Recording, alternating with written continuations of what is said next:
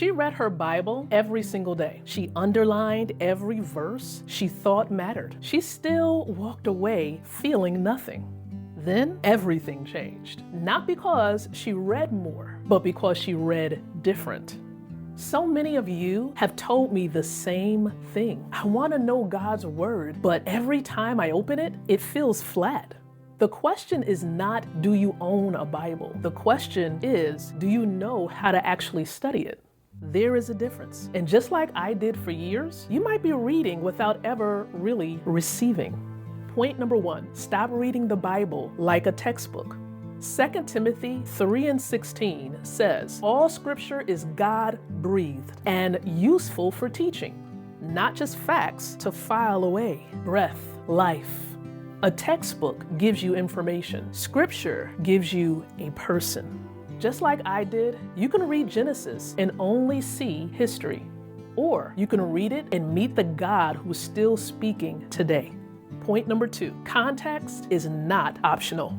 In Nehemiah 8:8, they read from the book of the law, making it clear and giving the meaning so people could understand what was read.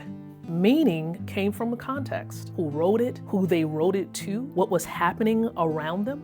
Just like I did when I first started, if you skip that step, you can make a verse say almost anything you want it to. Point number 3, motivation gets you started. A method keeps you going. In Acts chapter 17, verse 11, the Bereans examined the scripture every day to see if what they were taught was true. Not once a month, every day with a method, examining, checking, and then applying. Just like I did, I needed structure, not just a spark. A spark burns out, a method sustains you. If this is stirring something in you right now, comment below with the word study so I know you are here. And I will be praying specifically over your time in the Word this week. Point number 4, and this is the one most people skip. James chapter 1 verse 22 says, be doers of the word and not just hearers only, deceiving yourselves. You can know a verse backward and forward and still not be changed if it never leaves the page. Just like I did, I had to learn that the goal was never information. The question is not, what did I learn today? The question is, what am I doing differently because of it? And point number 5, Psalms 1:2 says, the blessed one delights in the law of the Lord and meditates on it day and night. Not once a week in a cram session, day and night, small and steady. Just like I did, I didn't become someone who knows the word by accident. I showed up daily, even when I didn't feel like it.